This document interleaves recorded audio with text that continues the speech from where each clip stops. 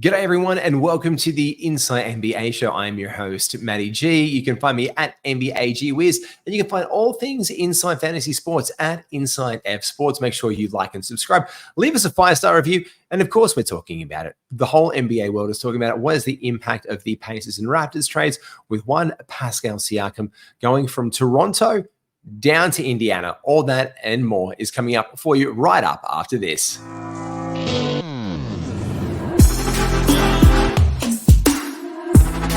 Welcome to the ultimate super coach and fantasy sports show.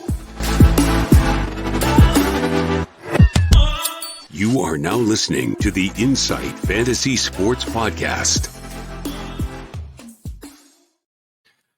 Yes, indeed you are. And I think the biggest news that has happened today around the NBA, well, there's been a few things and injury updates, and we'll get to all that and more across the course of the show, has been the Pascal Siakam trade to the Indiana Pacers with Bruce Brown picks and Jordan Nowra going, well, of course, into Toronto. And one thing is for sure, there's someone going to be a lot happier, and that is one Pascal Siakam, who was unhappy with his role. So that leads our NBA up. Yeah, look, at the end of that, I've got a few thoughts on it, to be fair. And I think there's like pickups here and there to be made. And I think the one thing is this, is we're going to see a much engaged Pascal Siakam than he was on the Toronto Raptors this season. To be fair, Pascal has been very good of late. Well, we can't disparage Pascal Siakam so much and be like, oh, he's been a disappointment. The guy has been pretty good. Yeah, he's been pretty good this season. He's not going to be probably as good or just as good. The status quo is going to continue for him. But I think the big impact we need to talk about here is what happens now with the Indiana Pacers. And big news there as well. Tyrese Halliburton, who was going to be out for over 2 weeks, is questionable tomorrow. That's pretty impressive from a grade 1 sprain. So we need to take that into consideration as well, that one of the best playmakers now gets to link up with Pascal Siakam. Pascal has been very, very good and had been a loyal and humble servant for the Toronto Raptors. But we all know that means jack shit when you're chasing an NBA championship or in the midst of a rebuild. And one of the big reasons why the Sacramento Kings trade didn't happen was Pascal was basically said he wouldn't go there and sign next year, which leads me to think that this trade has played out for everyone involved just the way it was meant to, with Pascal Siakam probably re-signing to be with the Indiana Pacers next year as well. And that's the big thing that I take into consideration here, is that the Indiana Pacers have some more some more cap flexibility. It's really hard to have 3 stars, and they've committed money here and there, but I don't think even the Pacers could maybe be done right now to make sure that they could retain the services if this goes well with Pascal Siakam. But because of the contracts they've got around in play right now, they can actually offer Pascal probably more money and more something which is in line with where he was. So I think we need to look at it from that perspective. Look, for the whole season, Pascal has been around the top 80th value. I think it's really interesting as well, though, then when we look at Bruce Brown going to Toronto, like what's the impact there? I think he starts. But I'm kind of in a wait and see process because he hasn't been as advertised all season. He's been better, and we can say that about him. He's been better the last couple of games in the last few games with Tyrese Halliburton being out, as he should be. But this is a guy who I saw as a Swiss Army knife, and I really wanted that. I think the one guy who gets a bit of a bump right now is definitely Buddy Hield in the team. I think he gets a slight bump. I think he's going to see some more minutes with Bruce Brown being out. But this has been a team by committee this year with the Indiana Pacers, which is the most intriguing thing for me, because the biggest losers, I think, is probably the more glaring thing here. The power forward rotation is now set in Indiana. It's been interchanged all season long. It's been Obi Toppin, who I had high hopes for being signed to go there and having good chemistry and a relationship with Tyrese Halliburton. That hasn't panned out the whole time. Then Jalen Smith is the starting power forward. Oh, no. Now it's going to be Isaiah Jackson. It's been this rotation. Well, the rotation is now dead. And I think the cream of the crop is going to come there. I can't see Rick Carlisle still playing these other 3 power forwards and Pascal starting. Like the rotation would be critically deep. They've got a really deep team, the Pacers. Like this is them pushing to be better than what they were. And the Pacers undoubtedly will be with this because they already had guards. They had Buddy Hield in the wings. Do they trade him? Do they not now? I'm not so sure because he was pushing for a trade. There was talks that he was going to be traded for the season. Then they committed to Buddy Hield. So let's just keep our eyes on that whole Buddy Hield situation. I think that's the really important thing we need to take away from this one. There's no real move here with Jordan Nowra. I think our guards can get more of like, do Gary Trent Jr.'s even get a bit of a bump? I'm not so sure that he does.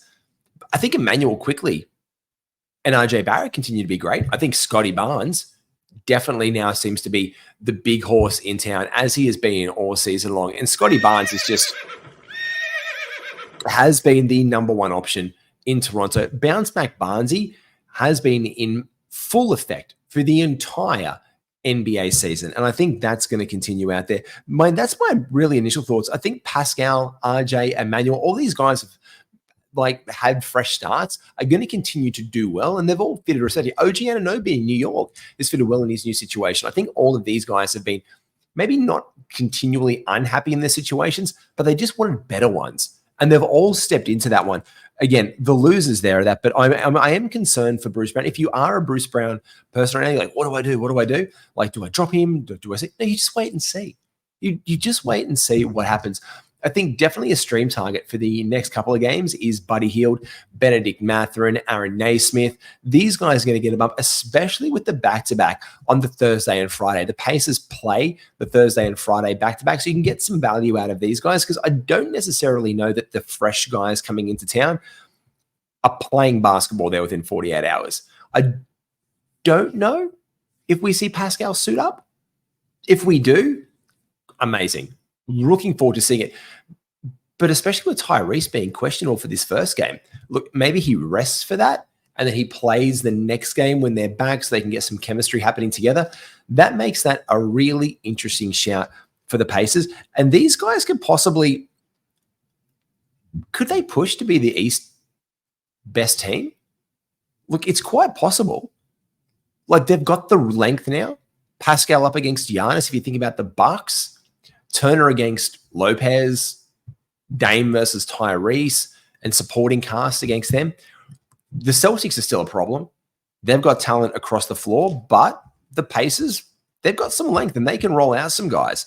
Like, I think the Pacers have got a lot better, and I think this actually pushes them. So we thought, this was a question a couple of weeks ago. What teams can make a push to push themselves into contention?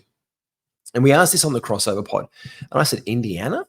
Maybe if they get a Pascal Siakam. Well, now I see it.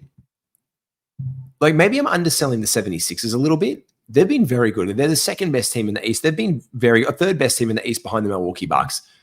But I think those three teams are very good. But I do see the Pacers right there with them. The Cavs have been good, but we haven't seen them in full effect for a while. They can be an upstarting team, but we see that they struggle with size.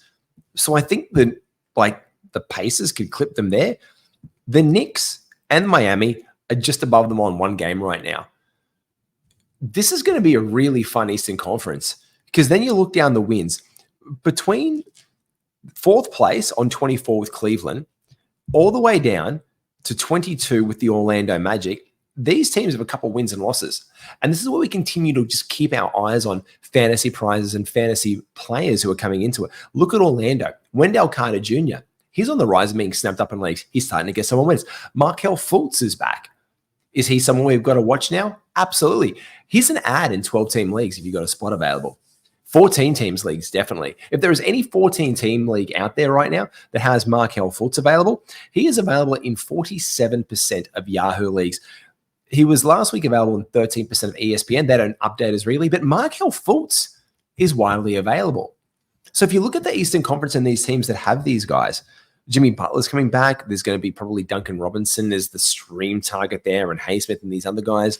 New York Knicks, well, with Brunson, Albert Bridie is going to be out of the rotation. He's going to be playing them. Darius Garland's going to be back probably in week 14. That's good for the Cavs. Donovan Mitchell, does he take a slight hit? Not really. He's been still first round pretty much all season long. You just keep your eye on these situations. But then we go down to Toronto, who was 16-25. Do they fight for the play-in tournament spot? Because you got to look at these teams. At 17-23 is the Atlanta Hawks. What goes on there? Jalen Johnson's been a revelation with that team this season, but I don't know what else we can glean from them. Onyeka Okongwu, the omelet, he definitely makes a bounce back, and he basically gets more value than what will you draft him at the beginning of the season if Clint Capella is traded. Now, they've been sharing the court for a while there, but he's starting to string together that games that get your attention or get him picked up for a couple, then dropped on the waiver wire. DeAndre Hunt should be coming back soon. What's the impact there on Sadiq Bey? This is the stuff for fantasy we want to be keeping our eyes on right now around trade time, especially with all these talks. LaVine in Chicago, I think will be LaVine in Chicago. I do not know a team that is going to pay that much money to get Zach LaVine in it now at this point. The talks are officially dead, apparently, with the Lakers as of today, and they've announced they're chasing for a point guard, including Colin Sexton getting teed up in the Cavs uniform with like former Cleveland humans, Colin Sexton and LeBron James, but also Tyus Jones from Washington, because they've been absolutely putrid this season.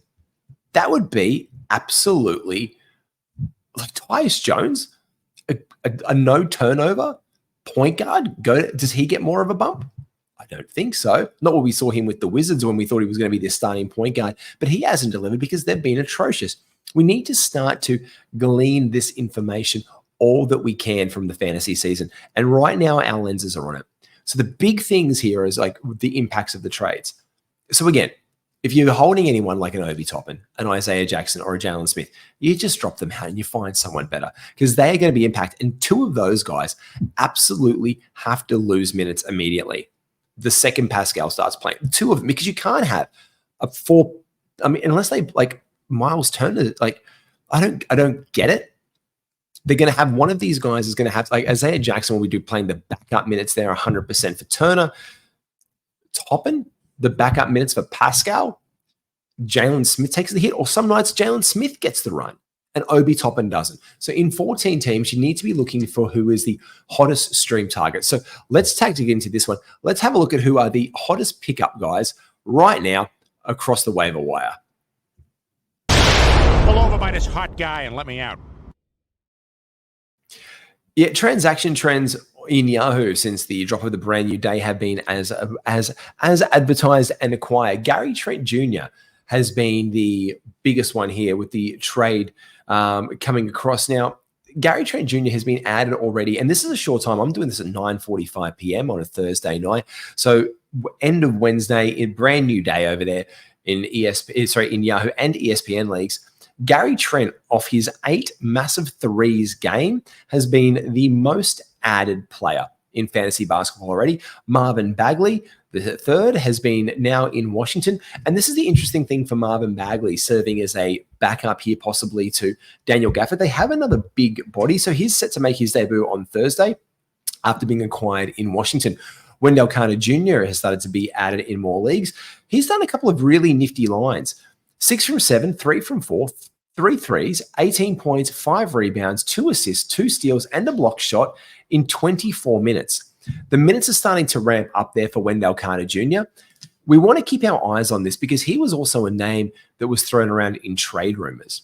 So is this someone that the Orlando Magic are shopping? And he's just getting this extra run right now in the trade because they've been very happy. And they were doing very well with Goga and Mo Wagner. And Franz has been out of the team. Fultz is coming back in. Is this showcasing Wendell Carter Jr.?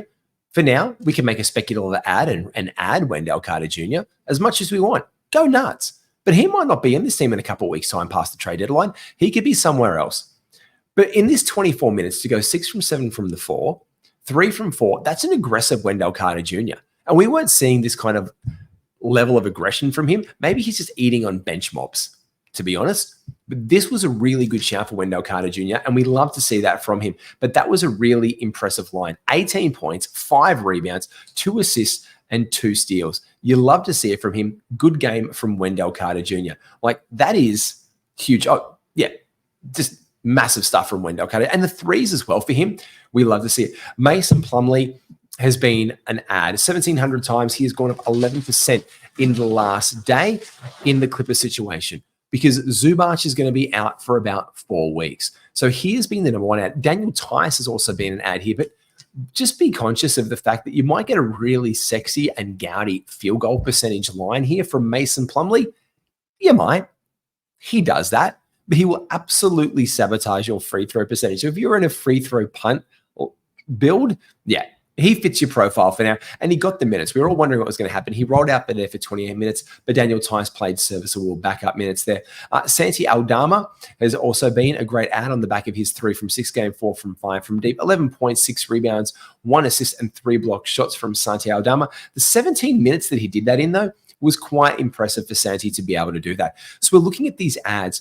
When we're doing that, we're doing a bit of a preview from what's going to come up for our next couple of days as well, and target some guys in here on our game preview. He's heating up. Yeah, on Thursday, we have 5 games in the NBA, Friday 8 and Saturday 8. So our Thursday preview, we're looking at guys that we can pick up for a back-to-back set if possible. And the only team that has the Thursday and the Friday back-to-back here are the Indiana Pacers. Rolling into the Friday and the Saturday back-to-backs for the weekend, and 2 8-game days here as well. So Friday and Saturday both have 8 games on. Now, with those 8-game days, we want to see only where we have availability and try and target a position in our rosters that is free both days. Do you have a guard spot free both days? Do you have a forward position both days? You want to make the most of that ad, because if you can get one guy into, or by random chance, if you have a guard spot available for 2 games on your, let's say, Friday and Saturday. And from the Hawks, the Hornets, the Sixers, and the Spurs, like we said on the Friday and the Saturday, Saturday, we choose one of those 4 teams. So let's say in the 76ers, Pat Beverly as a point guard, and you needed some extra guard stats, or Trey Jones is about for the Spurs. I would say take Trey Jones over Pat Beverly in an absolute heartbeat. For the Hornets, Nick Richards on the waiver wire. If you need a center, you continue to ride him. From the Hawks, Onyeka Okongwu is doing well. Sadiq Bey has been picked up and dropped all around the place there. People are getting minutes left, right, and center with those blokes. You never know what to trust and what not to.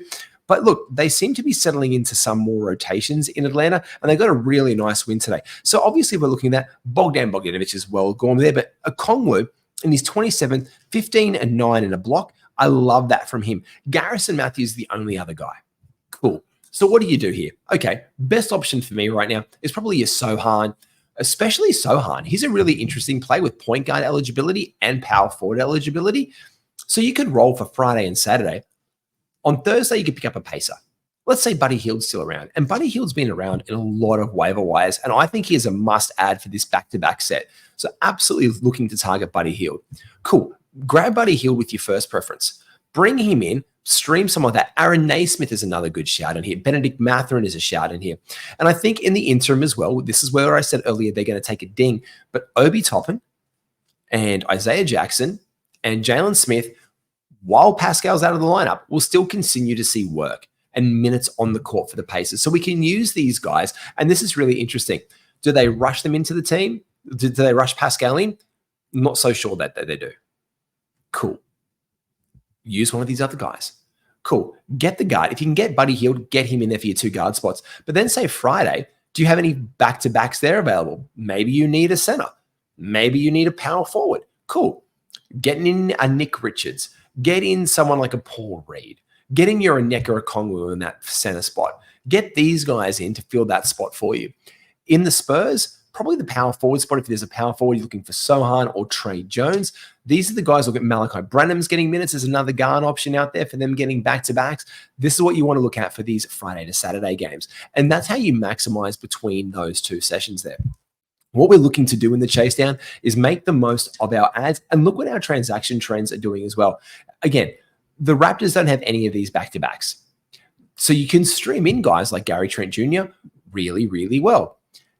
But maybe for something else, because maybe you want a sexy Rocket for the weekend, or maybe you want a sexy Wizard, if there is such a thing. There's probably a sexy Wizard. There's probably definitely a sexy Wizard. But the Saturday, Sunday back-to-backs, we move into the Rockets and the Wizards there. So we're looking to target those. So we're pulling and pinching our players left, right, and center, especially with those transaction trends. Tomorrow, let's have a look at the games that are coming up our way on the slate with the preview as well. And this bit as well is brought to you by our good friends at Bonus Bank.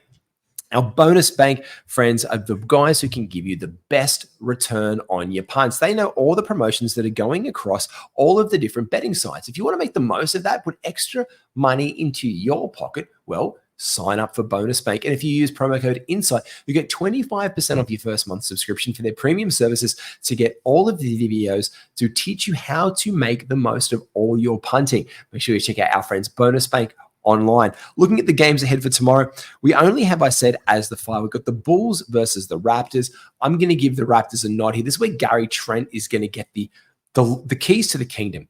If you need 3 points, if you need threes in your team, you bring Gary Trent Jr. in for a day. He is going to have an absolute field day shooting. He is going to have gloves off, shooting all the points in the world here, because we know that. I mean, Dennis Schroeder is on a lot of like benches right now and available in more leagues. We can pull in some guy like him. In the Bulls, we're looking to pull in someone like an Alex Caruso if we need some more defensive stats. For the Knicks, they had another win today, back-to-back. I'm curious to see if they play Brunson tomorrow or they roll out Bryant again on the back-to-back set, just as Brunson has come back in from his injury. The Wizards continue to be atrocious. Denny Advia continues to be a really nice streaming target at times here. For the Jazz game and the Thunder, the Jazz obviously had their postponement today. I'll talk about that at the end of the pod. Their game versus the Golden State Warriors postponed today. The Thunder are playing them tomorrow, so they're rested up. Lou Dort is a stream option here. He has been great off the bench, with Cason Wallace possibly being a guy that we look for, or Isaiah Joe as well for threes and three-point percentage. With the Pacers and the Kings, for the Kings, it's Hyder and Malik Monk and Trey Lyles, as it always is with these guys. That's where the lion's share of minutes are going. And for the Indiana Pacers, my number one ad is Buddy Hield. And Buddy Hield is available in your leagues. You go out and grab him, and you grab Aaron Naismith as well. In our final game of the day, we have the Timberwolves and the Grizzlies. Everyone's absolutely hottest guy as well. I'll play the sound. Yeah, GG Jackson, the second, not the first coming, but the second coming of GG Jackson, has been one of the hottest ads in fantasy. Tillman also has been, Xavier has been doing great. Just buyer beware on him, because everyone was going, oh, he's so great, he's so great. They thought just randomly the guy could hit like 800 from the free throw line, and then everyone was whinging about his free throw percentage. So again, in a punt free throw build, this is a guy who does that. Or if you have someone who gets high volume of free throws, and you can take a slight ding on it, it's probably more acceptable. You're probably looking better at a Xavier Tillman for your free throw percentage, to be fair, than you are for a guy like Mason Plumlee, who will pretty much, I don't know if he knows how to, I would actually like to see him go underarm. Like, I'd like to see him try the wilt. Like, I'd like to just toss it up there at some point. Probably higher percentage chance of what I see of a free throw going out of him. And I love that he works on it as well. But yeah, look, for the Kings, we're looking for those guys. Like I said, we're looking for our Trey Lyles, Harrison Barnes, Kevin Huerter, Malik Monk to bring us some return. And for the Grizzlies, look, Santi Aldama and GG Jackson have been the main guy and the main beneficiaries right now as well. Jacob Gilead doesn't seem to be firing on all cylinders for them. And the Timberwolves, look, Naz Reid off the bench for them has always been a consistent force we can bring into our things. But I think the hottest ads for the day for me, definitely in the state of flux, is we're looking for the Raptors to get some value for threes. Pretty much just threes and points out of Gary Trent Jr.